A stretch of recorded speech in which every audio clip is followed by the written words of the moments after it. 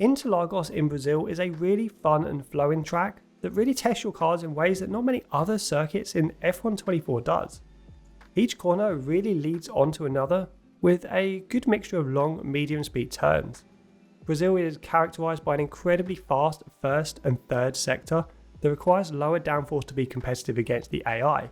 However, the twisty middle sector is really where the majority of lap time can be gained or lost. This is a track that will really test your braking ability. Throughout a lap, you will encounter both front wheel locking at some corners, as well as rear locking at others. Modulating your brake pressure is key to putting in consistently fast lap times throughout a race. Our aero setup is really tailored towards that middle sector rather than the two long straights. I recommend using 40 on the front wing and just 25 on the rear.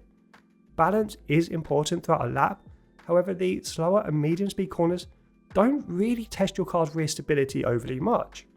This lets us run a large gap between front and rear wings to really promote rotation, which is important through the middle sector as well as in the tricky first corner sequence. Because many of Brazil's corners are quite long and flowing, wheel spin isn't too much of an issue. There aren't many heavy traction zones, which lets us set the on-throttle differential relatively high at 65%. Combining with the large gap between front and rear wings, I have set the off-throttle differential low at 35%, which will really promote good rotation. The engine braking therefore can't be too high, but it's still high enough to give us good ERS recovery each lap at 60%. I've kept our suspension geometry set far left for all values other than the tiniest little bit of rear toe in. The largest angles of negative camber are really important throughout a lap of Brazil as you lean so heavily on your tyres through the twisting turns. I've included just 0.02 degrees of rear toe to help ever so slightly with a little rear stability. The suspension follows the trend of the rest of this car setup by promoting rotation and creating a really agile car.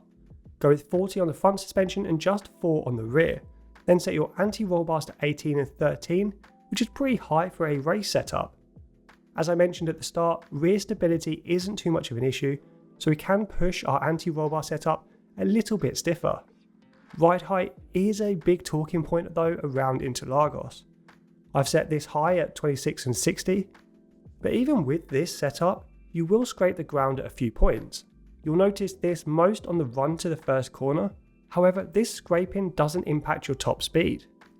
Set the brake pressure to 100% like normal, then go with a brake bias of 53%.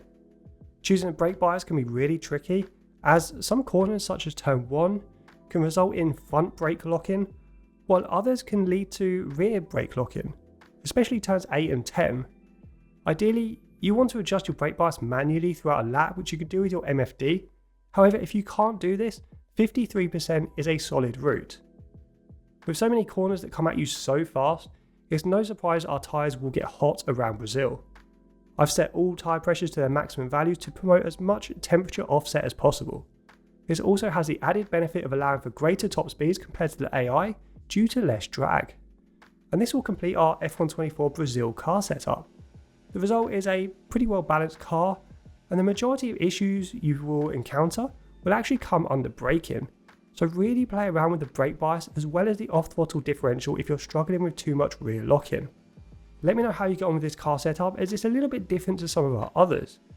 If you like it, hit that like button and consider subscribing to our channel. But for now guys, I will see you on track.